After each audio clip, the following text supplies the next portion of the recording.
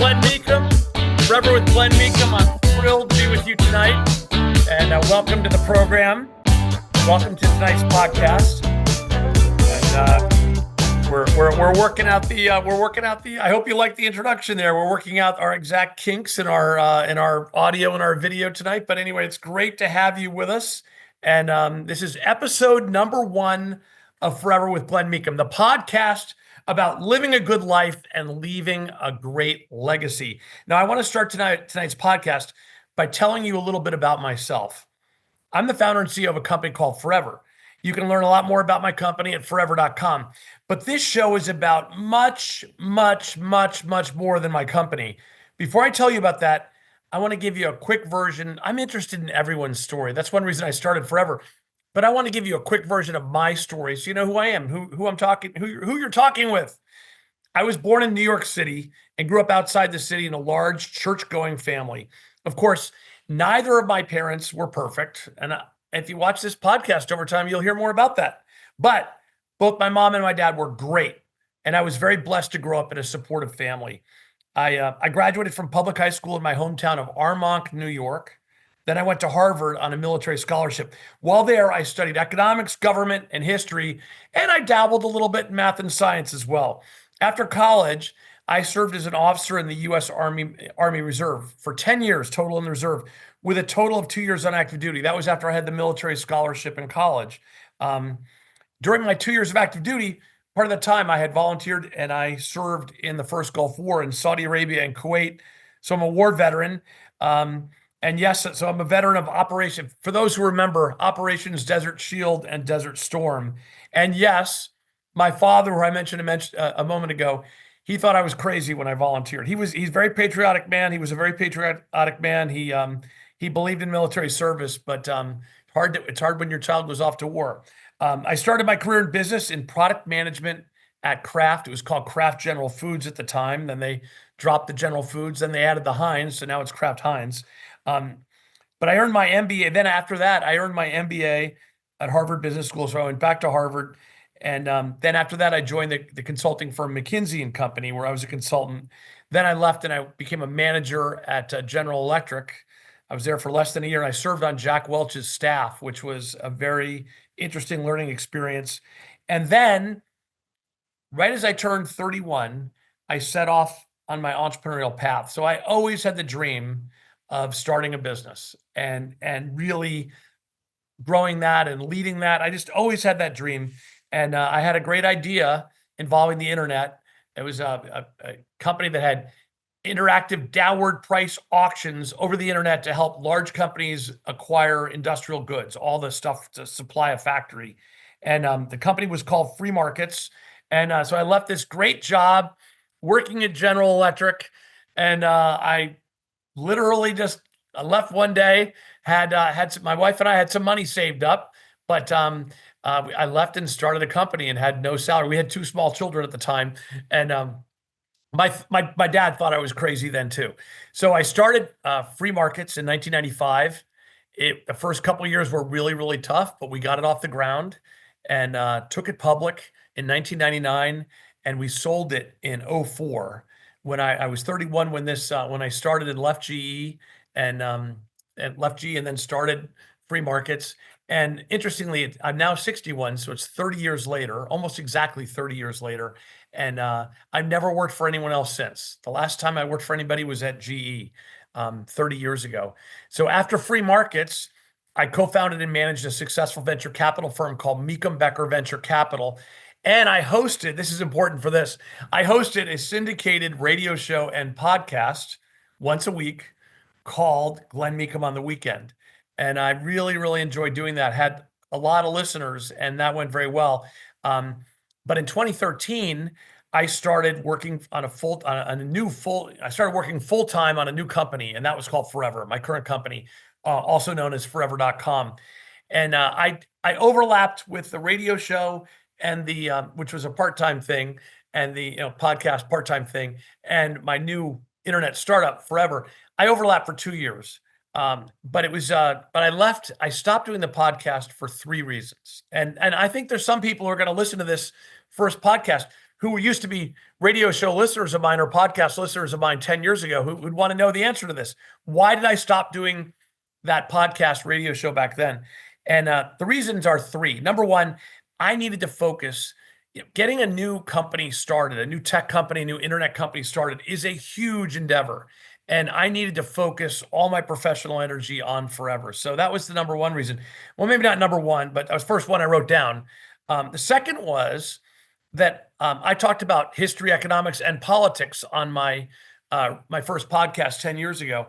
And I enjoy talking about those issues. And I enjoyed having a lot of different perspectives. And I have my point of view as well. And I love to weave history in with economics and politics.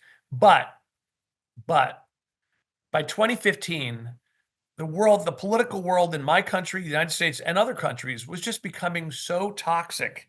And I realized something about myself. I'm a unifier. I like to bring people together. I'm not a divider. I'm not like pushing people away or pushing people apart. And I just realized that publicly talking about political issues that were so divisive was just not me. So I had to stop doing it. That was one reason. And that was the second reason. The third reason, which was probably the most important, was I just had too many things on my plate. And I really value family and marriage and children and marriage, family, and children, I should say. And it was too, having the still cleaning up and bringing my venture firm to completion, building forever, and doing this radio show and podcast was too much. And it was hurting my marriage and hurting my ability to be a good dad at home. And so I just decided it was too much. So I dropped the radio show and podcast. Those were the three reasons I dropped it then. And that brings me to my family. So much more. I just went through my career, and of course I've been working on forever ever since, full time since 2013, but super full time since 2015. And I won't talk more about that now, but family. So I met my wife Diane 36 years ago when we were both working at Kraft. We met at work, and it's a great story. We met, and 14 months later we were married, and we've been married for 35 years. We've been married ever since, obviously. We have five terrific adult children. They're now adults now, youngest 22, oldest 32. And we have two excellent sons-in-law, and we have three fabulous little grandchildren. So I like to say I'm a young grandfather, but I'm a grandfather. And that's important. I'll get to that in a minute. But families are super important to me. So I'm sure you want to ask, then why? Given all that background, Glenn, why are you starting this podcast now? Well, the reasons are simple. Number one, Diane and I are now empty nesters, so I do have more time, on the weekends, et cetera. In the evenings, I have more time. Diane also works full-time at Forever.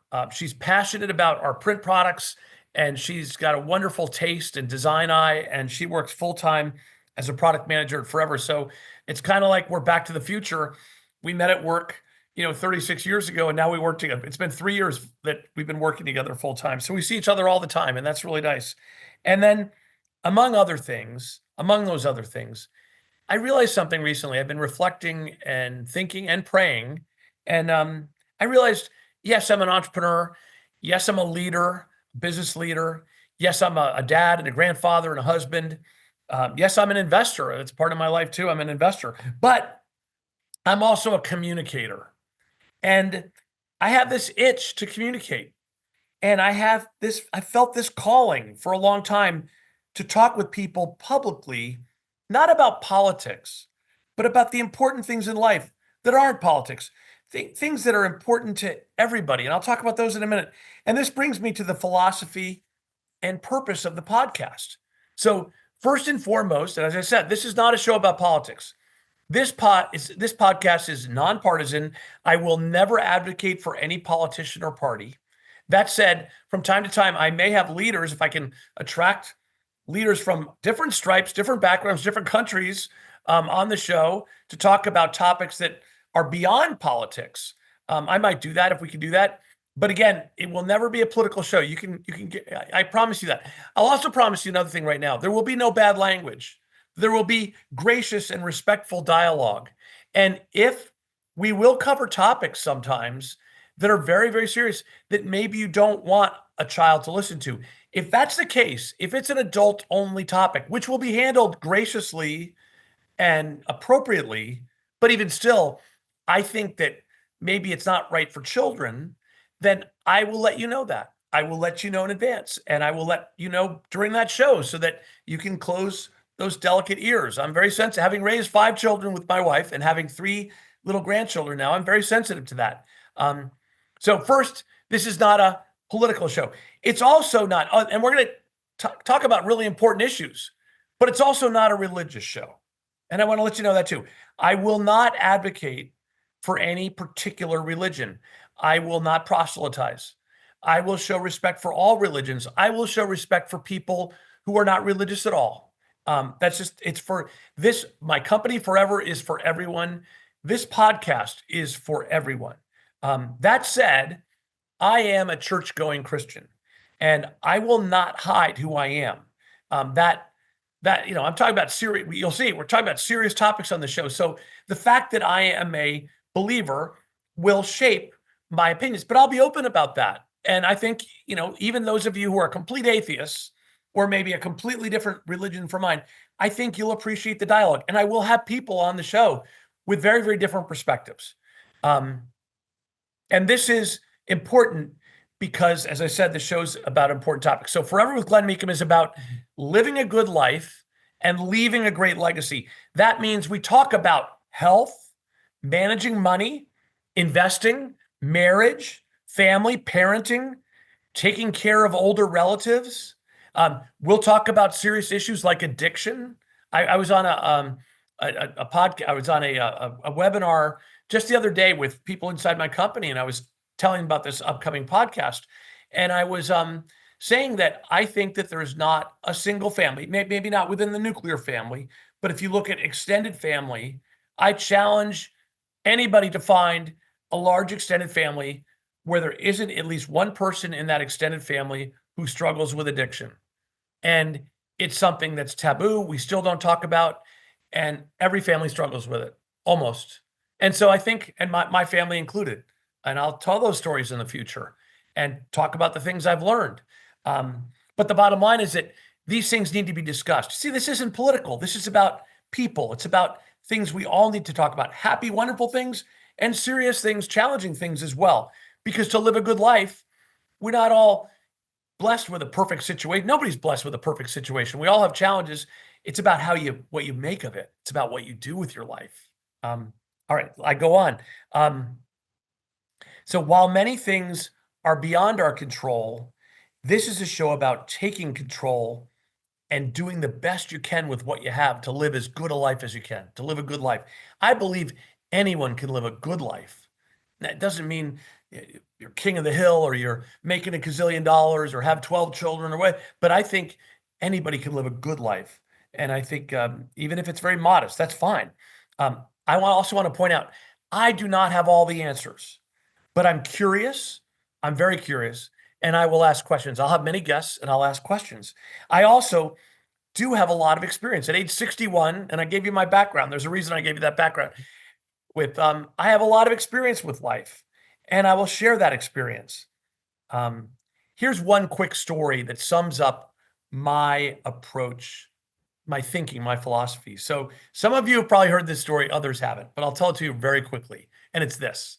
So there's a flood, and there's a man there in a house with a front porch, and the waters are rising. And you've heard, some of you heard this before, and I'm not the first one to tell this story. Many different people have told this story. But the boat comes up, and it says, quick, get in the boat. There's a flood. Your house it's going to be inundated. The guy says, no. I'm not getting in the boat. God will save me. So then an hour goes by, and now the floodwaters have risen. He can't even be on the ground floor anymore. He's in the second floor, and he's hanging out the window. The water's rising. Guy comes along in a canoe. Quick, jump in the canoe, quick. And the guy, the man in the house says, no. I'm waiting. God's going to save me. And then, so the canoe goes away. He won't get in the canoe. Another hour goes by. Now the second floor is inundated. Now the man is outside on the roof, holding onto the chimney. and a helicopter comes by, and they lower a rope, they lower a ladder, and they shout out from the helicopter. They say, "Quick, quick, grab the ladder, grab the ladder. The water's rising." The man on the roof says, "No, no, no, God's going to save me." And the helicopter flies away. Hour later, the guy walks through the pearly gates. He's up in heaven, and there's God on the throne. And he says, "God," and God says, "Welcome, welcome to heaven." And the guy says, "God, why didn't you save me?" God says, "First I sent the boat, then I sent the canoe, then I sent the helicopter." And, ha, ha, ha. The point of the story is, and this is not, you don't have to be religious to appreciate the story, right? The point of the story is this, it summarizes my point of view. Think about that story. I believe that God has given us I believe in God, but I believe God's given us free will. I believe that God expects us to use our free will to make our own decisions. I believe that God has given us abilities. Over time, we as a society developed a lot of technology, the boat, the helicopter, et cetera. And I believe God expects us to use that too. And so yes, I believe in God, but I'm also believing that God expects us to take control of our own lives and make decisions and do the best we can with what he's given us. So that's a lot about my philosophy. What are we here to do? We should be using our abilities to make our lives better. We should be making better decisions. This is why, living a good life and actually thinking about what your legacy is going to be, I think creates a discipline, which helps all of us as individuals and collectively to make better decisions. If you're focused not just on the here and the now, but you're also thinking about how my actions impact my family, my community, my country, my society going forward, you might make better decisions. You might have a better life. And so I'm all about make life better for ourselves, our families, our communities, and our society. So why again am I doing this? Yes, I hope this show, and I will admit it, I hope this show will help spread the word about my company forever. But beyond that, I'm doing this because I have this strong feeling. I almost feel like it's a calling that America, my country, and the world needs a good grandfather to talk about all these important issues. I mentioned addiction before. I don't hear mature, intelligent, rational voices talking honestly about and graciously and respectfully about these issues in a way where people can talk and people can learn. And so the bottom line is, I think we need a good grandfather. And I'm looking around and I'm saying, I think I'm a pretty good, maybe I'm not the most humble person in the world, but I think I'm a pretty good grandfather. And I think I have something to say. So I decided to say it. And that's where we are. So I am going to shift very quickly. I've taken longer in this opening monologue than I thought I would, but I'm going to shift very quickly to another topic. It's a health topic that I think is really, really important. And then we're going to go to commercial break. And then I'm going to bring on my first guest, who is a professional organizer who really focuses on memories. We'll get to that in a minute.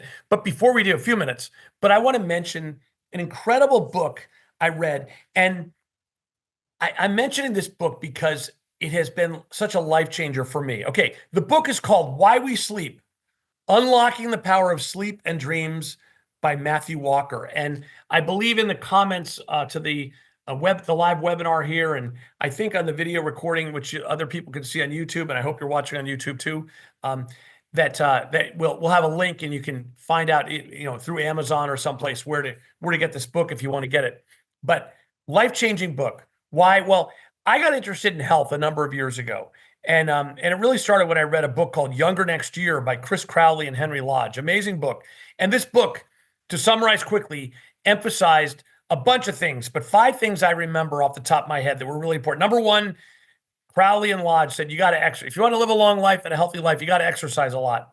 2, you got to have a rational diet. You can't overeat. 3, and those are like the 2 biggies in their view. 3, engagement. As you get older, you got to stay engaged. If you tune out, and this is a particular risk for men, maybe they tune out with their career, but then they also don't have enough friends and engagement. A big risk for men, even more than women, I think. But got to stay engaged with other people, got to stay engaged professionally, or if you've retired, get engaged with volunteering, get engaged with people. That's really important.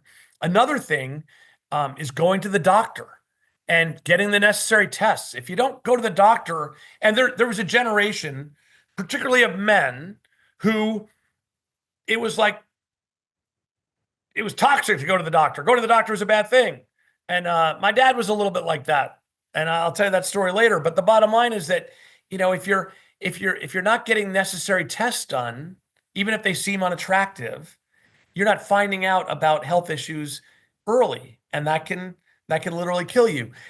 Another one is avoiding too much stress. If you're always stressed about money, if there's never enough money, and that's the big one, it's hard to be healthy. So those were 5 things. Great book, Younger Next Year, Chris Crowley and Henry Lodge. I read that many years ago. That really inspired me to exercise a lot more and get healthier, which I did. More recently, last year, in fact, in 2024, early 2024, I read this amazing book called Outlive: The Science and Art of Longevity by Peter Attia, Attia. And Outlive: The Science and Art of Longevity. By the way, these are both massive bestsellers. Younger Next Year came out like 15, 18 years ago.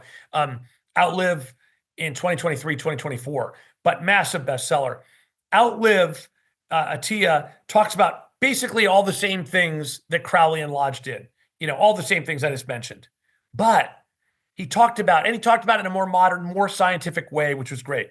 But even more than that, he emphasized a couple of things that were new and different to me. One was he talked a lot about brain health.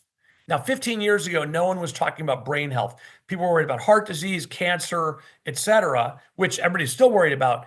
But people are also really worried about Alzheimer's disease and dementia and brain health. And Attia had a lot to say about preventing that kind of decline. And the 2 headline things were avoid alcohol. He didn't completely condemn alcohol, but he's like, you got to avoid it. It's got to be in small measure, because it's attacking your brain cells. Gee, if you're trying to avoid Alzheimer's or dementia and you're doing something that's attacking your brain cells every day, that can't be a good thing, right? And I read that and I was like, yeah, that's true. I was never that big a drinker, but it caused both my wife and I to cut down even more. Not complete abstinence, but to cut down. Okay. The other thing he talked about, Peter T, was getting enough sleep. And he said that, and in his book, that, oh yeah, you got to have enough sleep in order to be healthy.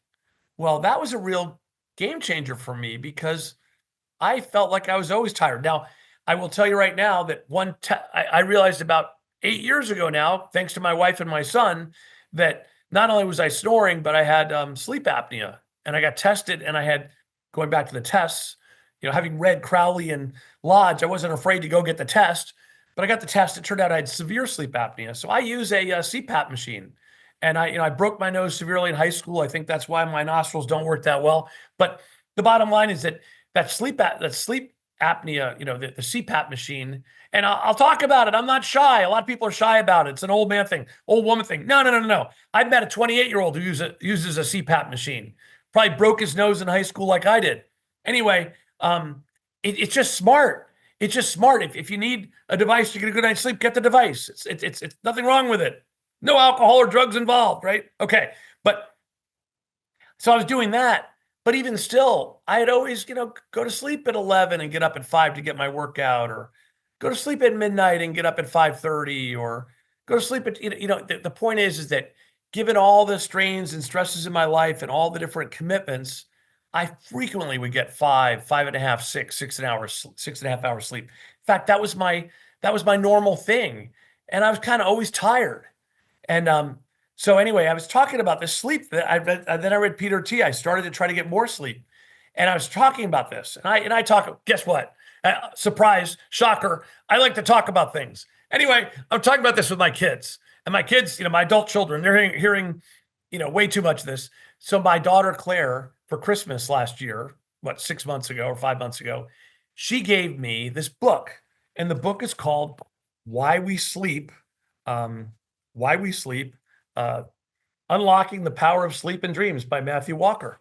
And guess what? Peter Attia's book had a little section in it about sleep. This is a whole book about sleep and about dreams. And it's amazing.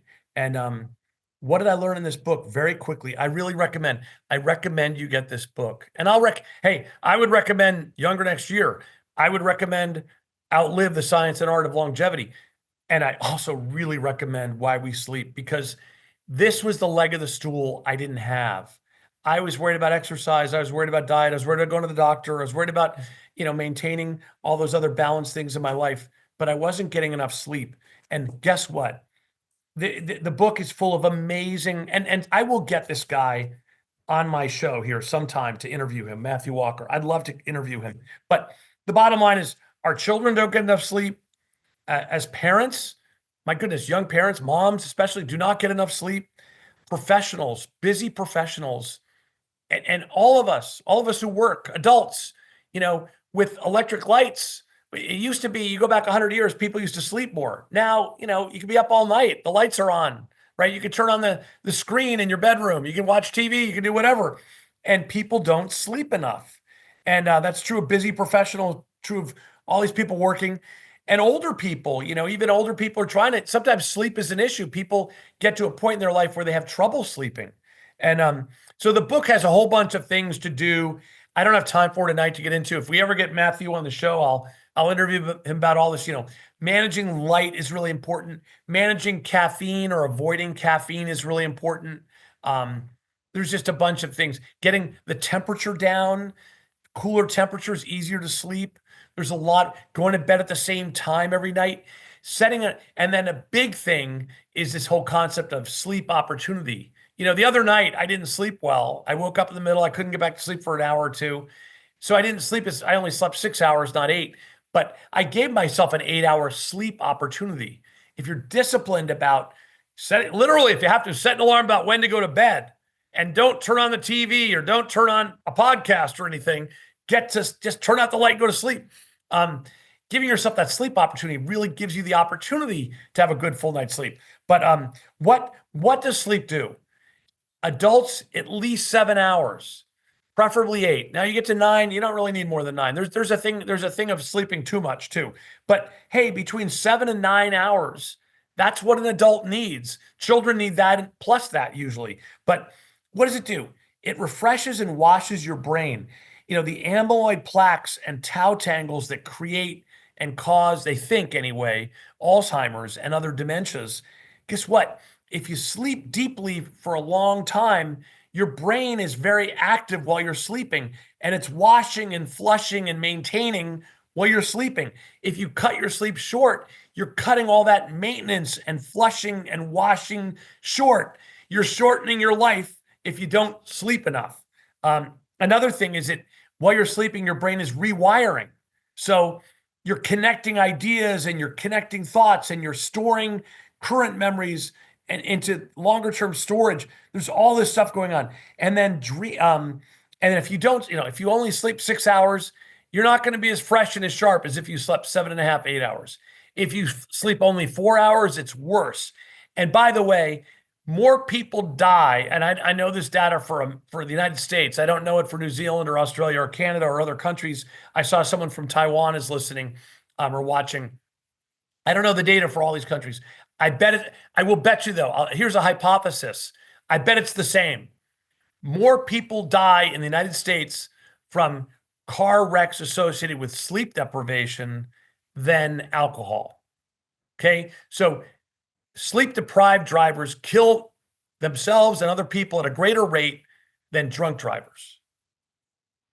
That's a documented fact, and it's a fact people don't even realize. So hey, poor sleep or cutting your sleep short is dangerous if you're driving. It's also dangerous for all those health reasons I mentioned. And then we get into dreams. I'm a big dreamer. I always dream.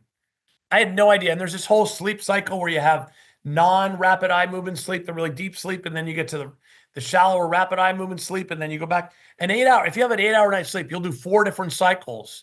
And all those cycles are really important to your brain maintenance and development. And there could be dreams in both, but a lot of dreams happen during those rapid eye movement cycles. And during those cycles, dreams, even bad dreams, are really important because it's helping you process emotionally.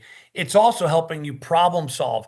The idea that you went to sleep and thought on it or slept on it and woke up in the morning with a solution, that's science.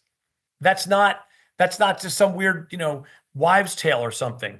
that there's scientific evidence behind that. So dreams are really important for emotional health, creative problem solving, all this stuff. So the bottom line is that this book, the reason I had to talk about it tonight, this is the first episode of Forever with Glen Meakem, and I wanted to talk about this book because it was a leg of the health stool that I was missing, and now I'm not missing it anymore. And I made changes, and I get to bed earlier, and I make sure I have a sleep opportunity that's appropriate every night, at least 7 hours, hopefully 8, maybe even 8 hours and 15 minutes, because, if I have to get up in the middle of the night to go to the restroom, that I lose some time there. You get the idea. Then I got to fall back to sleep. You get the idea. But I really recommend the book, and that's it. So we're going to head to the commercial break, and then after the commercial break, and I can't wait to introduce her, we're going to come back with our first guest,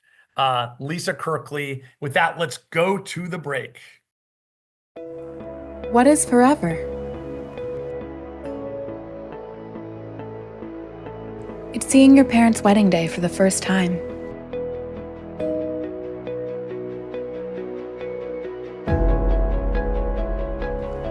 It's sharing a photo book with your grandma. It's being the author of your own story.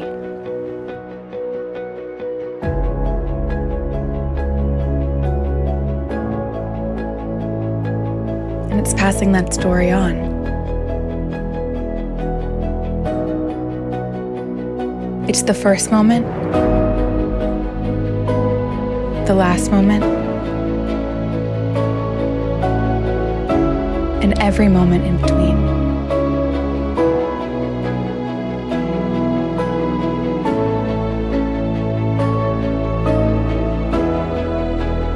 Uniquely yours for generations to come. We guarantee it.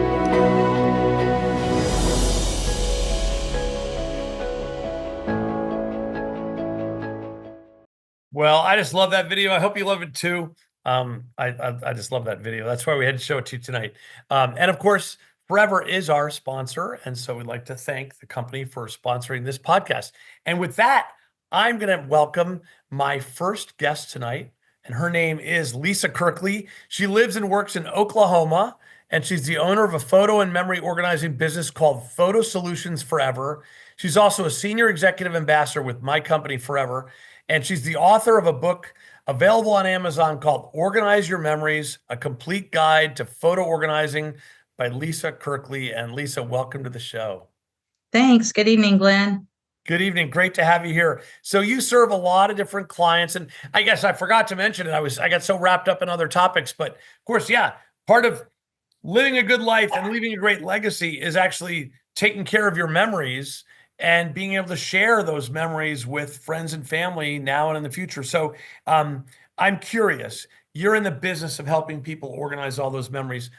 What is the state of memory keeping in your world today as you talk to different people out there? Well, it's amazing how many people they don't even know that there's somebody that can help them to get their photos organized. They're overwhelmed. They have boxes and tubs that they've gathered over the decades or they've inherited, and they're not sure where to even start. They're just overwhelmed with the photo chaos. And are they doing anything about it, or are they just doing nothing? Well, a lot of them are so overwhelmed, they're not even really sure how to get started or what, options are available to them. So how do you help those people? Well, I do different classes. I do a lot of education so that they can learn about how to go about to taking care of their photos, how to preserve those, but even more importantly, to tell the stories that go with those photos and to pass those on to future generations. So I do that through classes, through workshops, one-on-one, virtual and in person. And I love the opportunity to get to help my clients. And so what questions, and you of course use the Forever platform to help serve your clients. Absolutely. Correct? Yes. why do you do that? Why Forever and not other options? Well, when I was actually a client of Forever before I was ever even looked at the or knew about the ambassador opportunity. So it was about 2014. We had a lot of tornadoes, and I was really looking for a place that I could, um, that one, nobody was going to hold my photos hostage, and that I could safely put my photos and access them. And that's when I found Forever. And the first time I uploaded my family history photos, I had this total sense of relief because I knew that those people are gone and there was no way to recreate or to get images of those people again. So when the ambassador opportunity came along, I just wanted to jump on it and start sharing and help people to do the same. Well, I know you help a lot of people, and that's one reason, yeah, I asked you to be on the show tonight because I know you're out there helping so many people. As you talk to clients, what questions do they have? Well, it's funny you ask because here's one of the first ones that come up. It's like, what exactly is the cloud, and how is our cloud different than other clouds? Yeah. So, and I'll answer that if you want. So what is the cloud? It's funny. I first heard the words, the internet cloud or the cloud. It was actually March of 1995, the month I started my first internet company, Free Markets. And I remember we were in the conference room. We just leased a little tiny bit of office space. We had a conference room with a whiteboard, and we hired a guy to be our head of, product development, a head software guy. And he started drawing on the whiteboard, and he drew a picture of a cloud. And then he had like computers over here and servers over there, and kind of wires going into the cloud. And he was explaining, this is how this works. And, the cloud is essentially the internet, and what is there are all over the world, there are big server play. And you hear about this with the news about AI and all these NVIDIA chips that are being bought, and Dell Corporation and others, installing all these computers. There are all these data centers where there are tons and tons and tons of servers and processors and storage, and all in these data centers. And basically what's happening is that from your computer, you upload to the cloud, you're uploading to a service provider that's using one or more or many data centers to transport your stuff that you're uploading into the internet through it's called TCP/IP. And that's the communications protocol. And the signals are going up, through those wires out into the world, or through the signals in the air out into the world, and they're being saved into these different servers at these different locations. And you can have some cloud storage providers have just one physical location where there are servers where they're saving everything and processing everything, and some have multiple, so there's backups.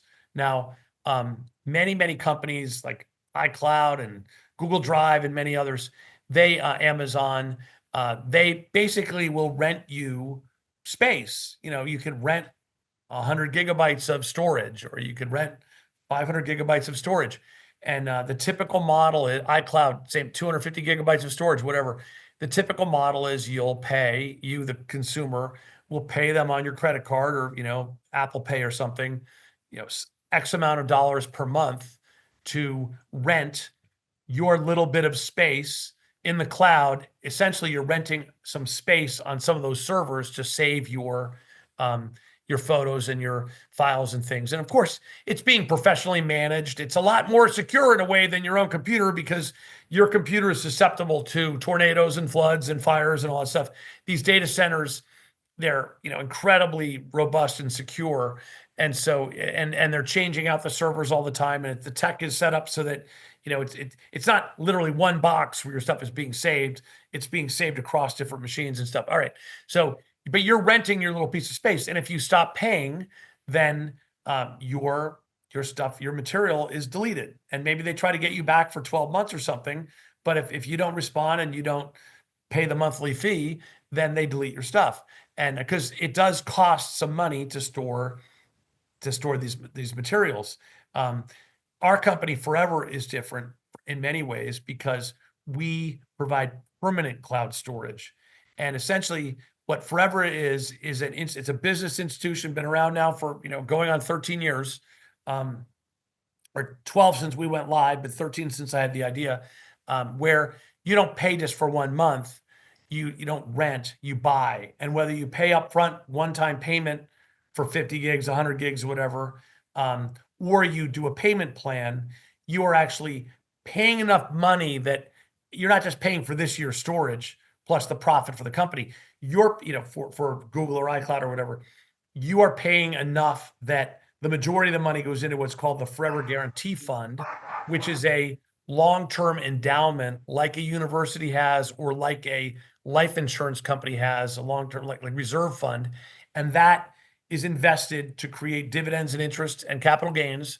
And a little bit of that every year pays for the actual storage out over time. So we're able, because we have that endowment model or that life insurance model, we are able to, and you pay more. So you're paying more for the Forever Cloud storage up front. You're paying more, but you're actually paying for your lifetime plus 100 years guaranteed, with a goal of many, many, many generations beyond, essentially the goal of forever.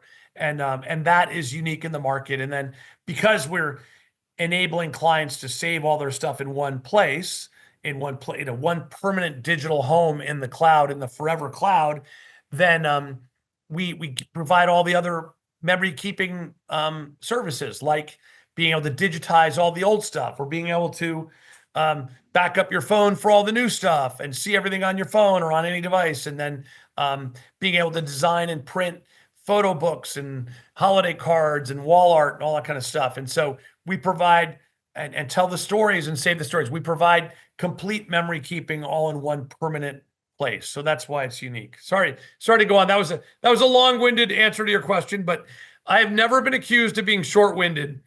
No, you have not. Yeah, and my wife isn't here to tell me to clamp it, Glenn. So.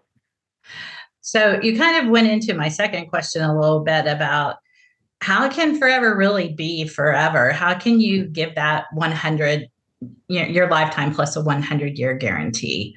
And how is it really permanent?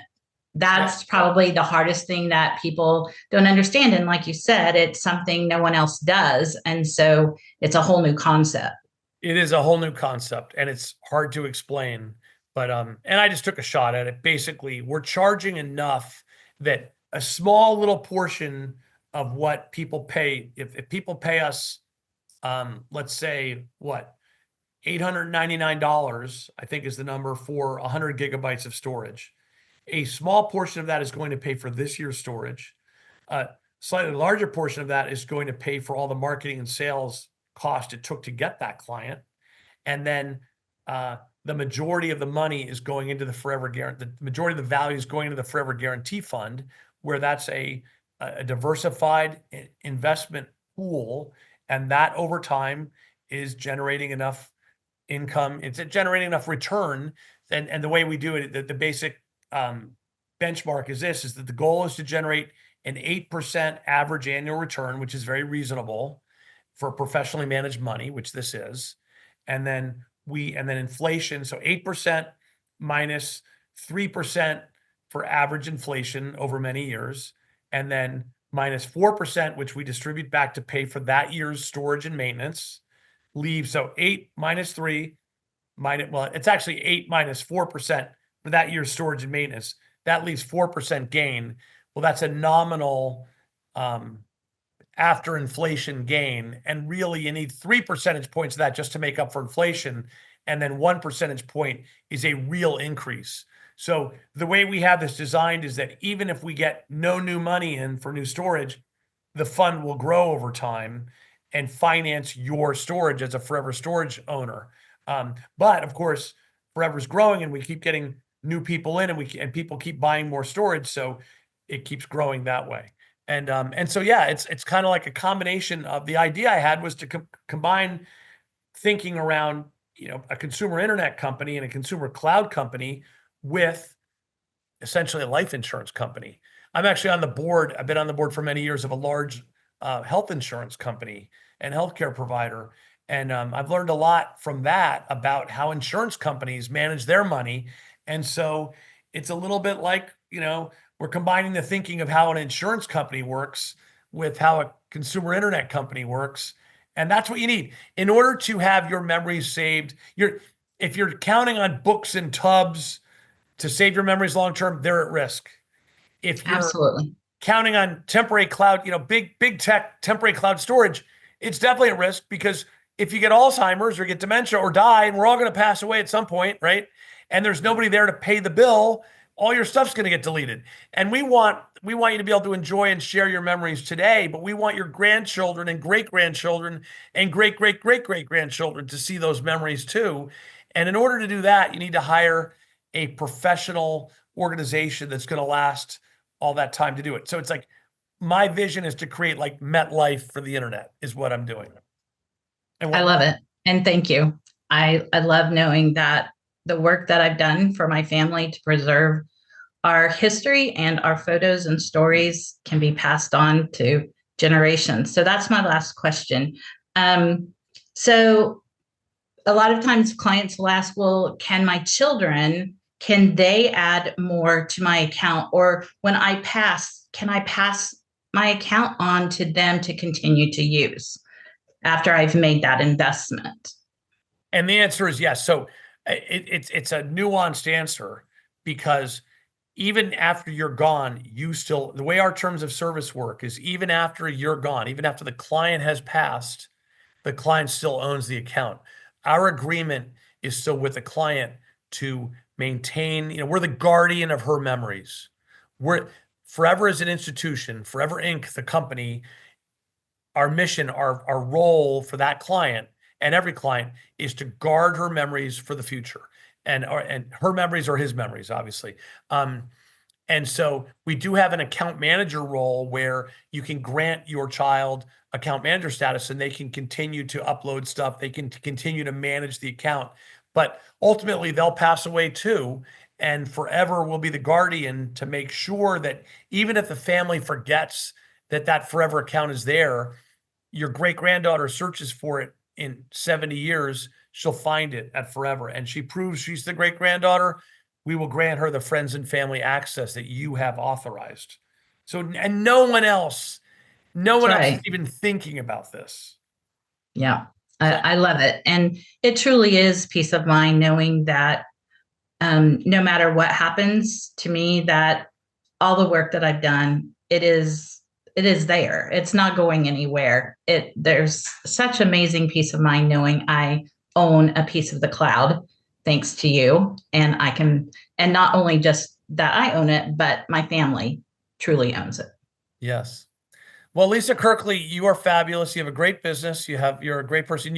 I should say too, we don't have time to talk about Lisa's career here tonight, but she was a wonderful professional teacher for many years, and developed her photo organizing business on the side, and now she does it full time.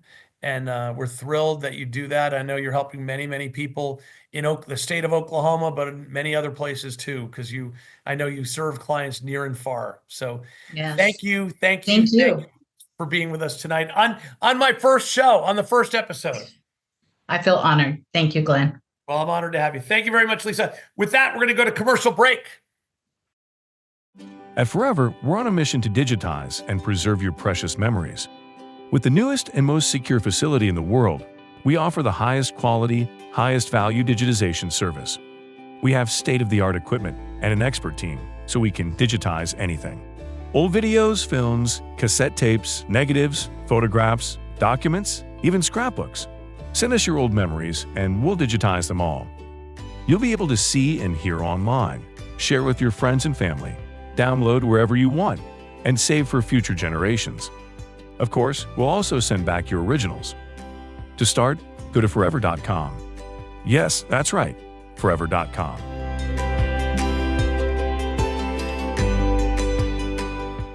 That's right, forever.com, and forever.com is our sponsor. So anyway, thank you so much. I love that video as well. I now have another guest who is just always a joy to talk with, just like Lisa.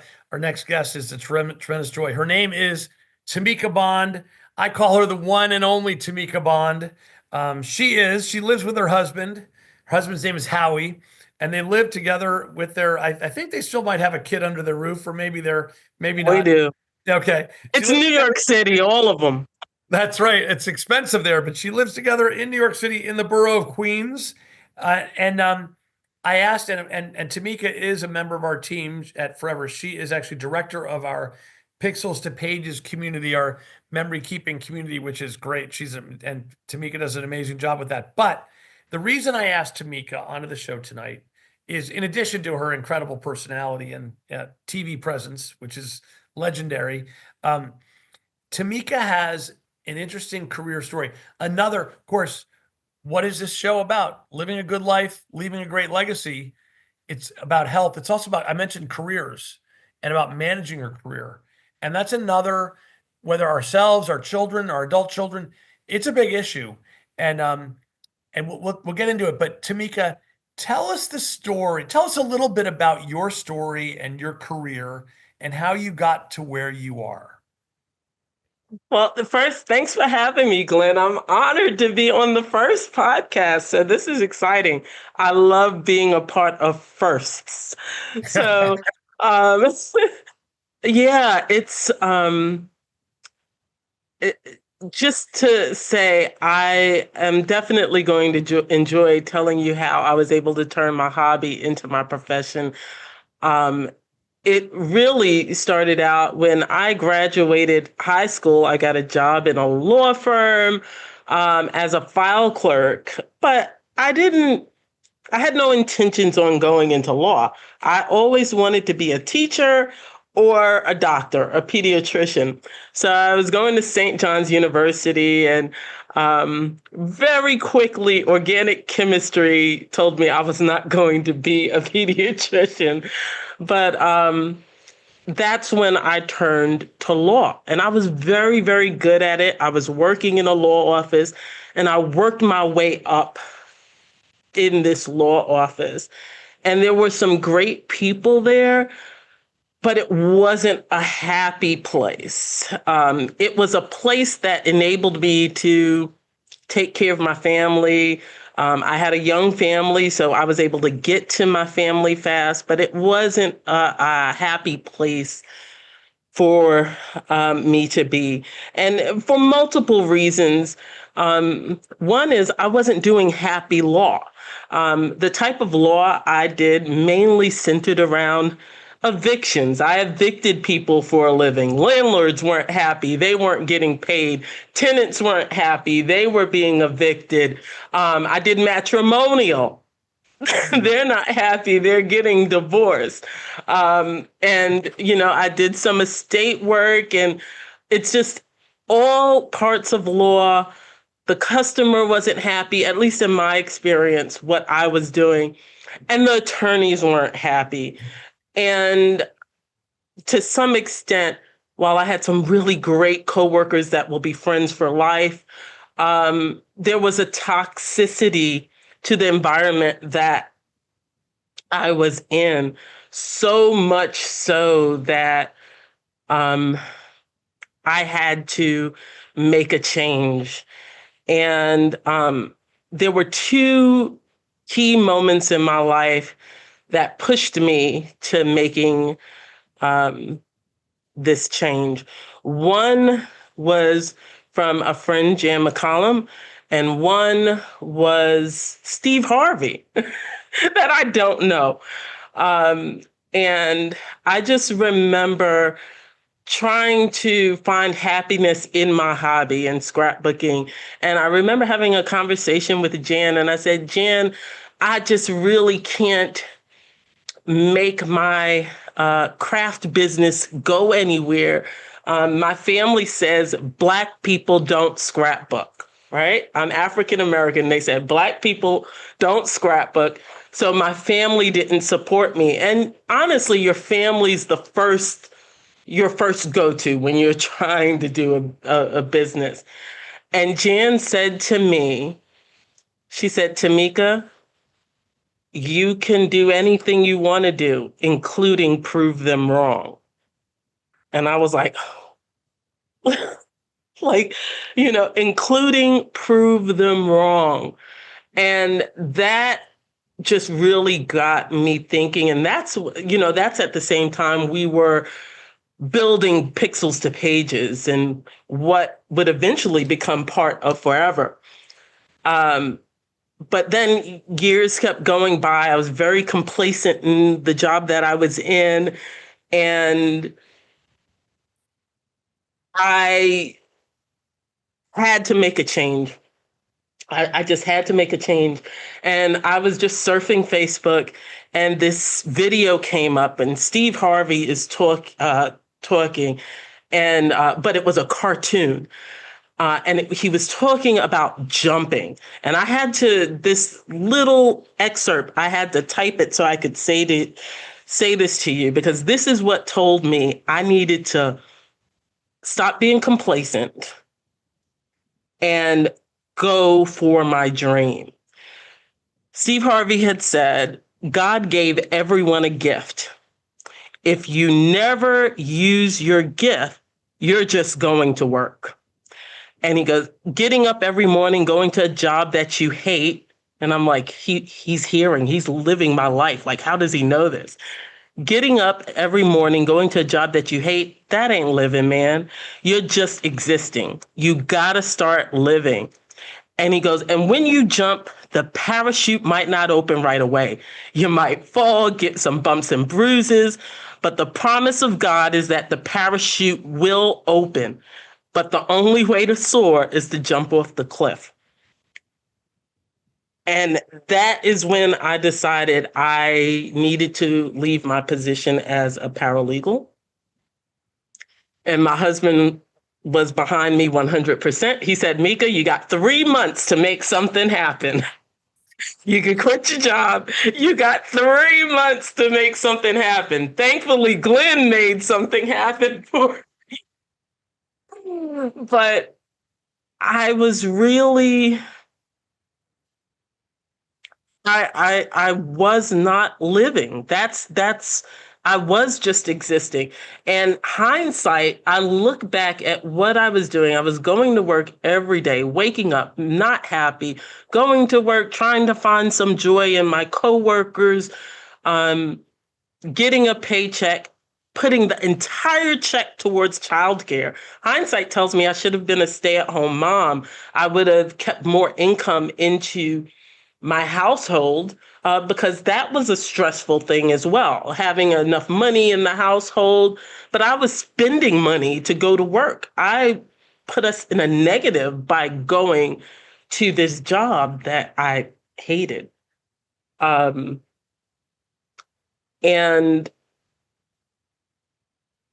now I'm doing what I love. I had a customer say to me one day, I said, well, I became a paralegal and now I'm doing, I'm helping people with memories, but I always wanted to be a teacher or a pediatrician. And I can't remember who this was that said to me, well, Tameka, you are a teacher.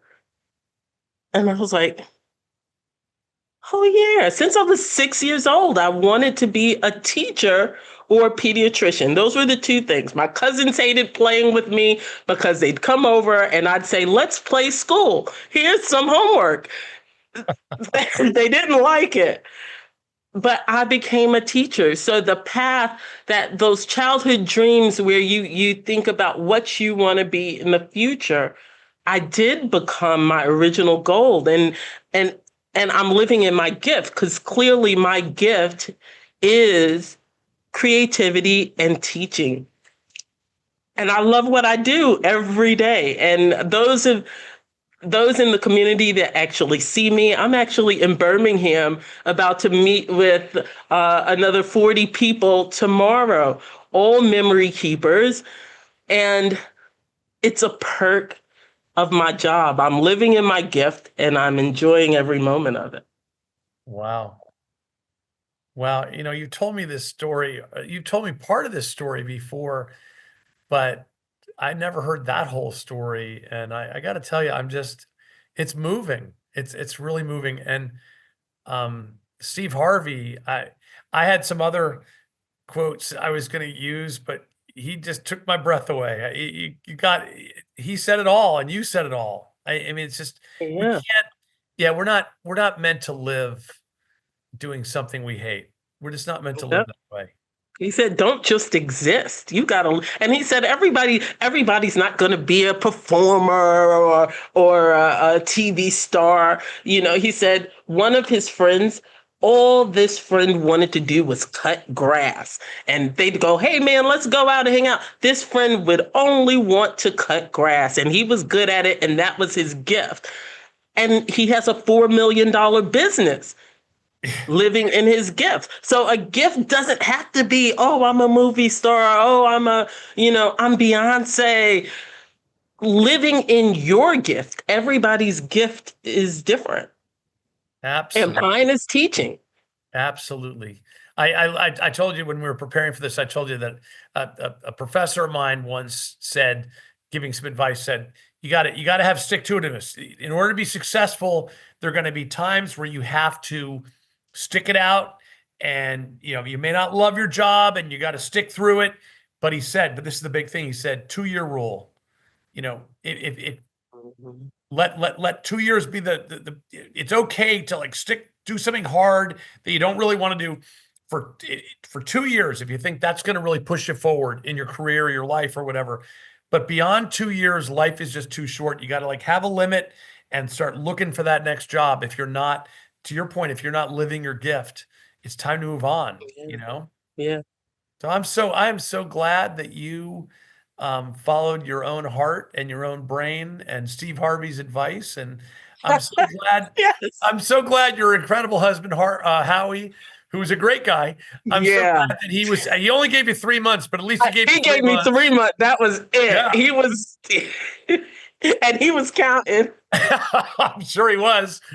And honestly, you coming into my life and our business has been, anybody who just has been watching this knows what a blessing you have been to Forever, to our community, to me, and I'm so thankful for you, Tameka Bond. And Well, I'm thankful for you too, because well, my husband was going to send me back to the law office. all right. Well, Tameka, I'm going to let you stay right there because we're going to wrap it up soon. But before we do, I want the one and only Mona Rao to come on the screen here in case that there are any questions.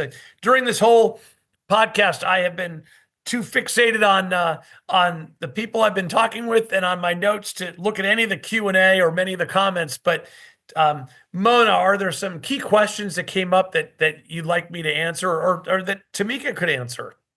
Yeah, great question, Glenn. We do not have any questions at this time, but I will say it has been such an honor having all of you present on this podcast tonight. Looking at the chat alone, Tameka, you are getting lots of love. Glenn, you are getting lots of love. Yes, right. That's right. Great comments all around. Again, if you didn't catch the books that Glenn mentioned earlier, and also Lisa Kirkley's, those are in the chat. Those links are available as well. But again, thank you all for joining us tonight. And if you do have any last minute questions, feel free to put them in the Q&A. Yeah, and before we go, this is the first episode, and the goal here is to go from, I mean, we'll have a few thousand people watch this episode of the podcast, and then it'll still be available long term on YouTube and probably other podcast platforms. So people will listen to it. I'm sure people will want to come back and listen to the first episode over time. But we will have a second episode in early July. We will have a third episode in early or mid-August. And then the plan is to go every week starting in September. And like I said, I think America and I think the world, and we're not just U.S. focused. For our listeners tonight in Taiwan, I saw New Zealand, I saw Canada. There might be other countries as well. This is not just about the United States. It's about friends and our community around the world. And we will be launching this show. We're going to keep doing it. We're going to keep at it. I feel a calling to do it. I did my original radio show and podcast for 7 years, and I stopped doing it for the reasons I described before. But I think we're going to do this long term, and I think we'll build a big audience.